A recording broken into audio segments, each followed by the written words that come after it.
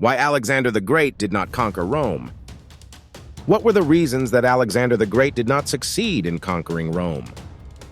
However, Alexander the Great is most well known for his conquests, as well as the fact that he named towns after himself.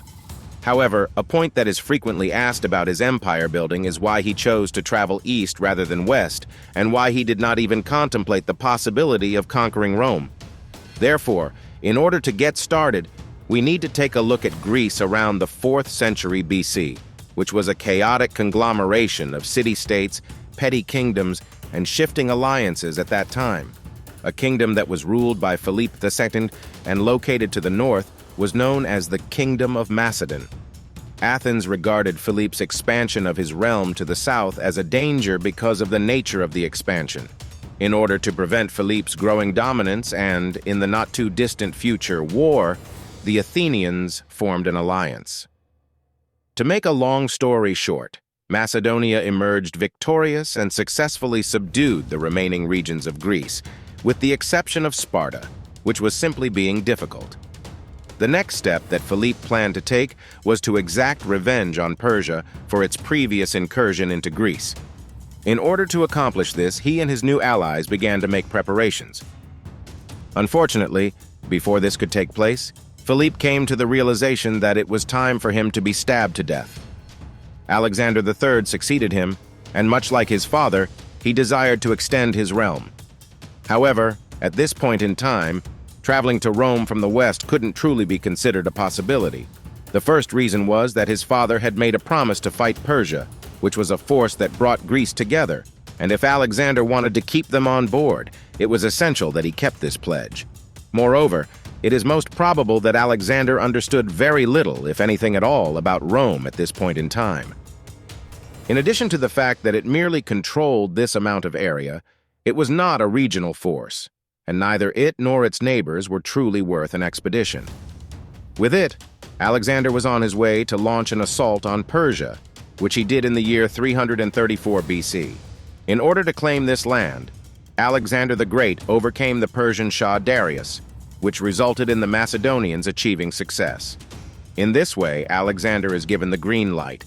In the following step, he went southward into Egypt, which he quickly conquered. As a result of this, he was able to establish the city of Alexandria and also declare himself to be the pharaoh. Following this, Alexander the Pretty Good made his way towards the capital of the Persian Empire, where he defeated Darius once more before capturing it. Alexander the Great succeeded Darius as king of Persia after Darius escaped, but he was shortly killed by his own warriors. Alexander also became king of Persia. For this reason, Alexander became known as the Notable. Consequently, now that Persia had been vanquished, Alexander must have been free to go back to Macedon and focus his attention elsewhere, right? Yes, but no. Alexander had to continue to appease the rest of Persia even after Darius had been removed from power. Considering that he had previously talked of his intention to conquer locations such as Carthage, it is quite certain that he would not have hesitated to take whatever else was in his path. To reiterate, there is no evidence to suggest that he had any knowledge of Rome. In point of fact, the Greeks had very little interaction with Rome and would not have been very concerned about it until Rome conquered these Greek cities in the southern region of Italy, which occurred approximately 50 years after Alexander the Great's death. In any case, Alexander was unable to return to Macedon because one of Darius's generals had declared himself king, and Alexander could not allow a rival being in power. Over the course of the subsequent 6 years, Alexander spent his time putting down rebellions over the entirety of Persia. Once his realm was largely safe, he traveled westward to Babylon. It was in this location that he made the decision that it was going to conquer the afterlife, which meant that traveling westward was impossible, and Rome was safe in its cradle. Thank you for following this video. I invite you to subscribe to this channel to keep up to date with the next super interesting videos that will be released.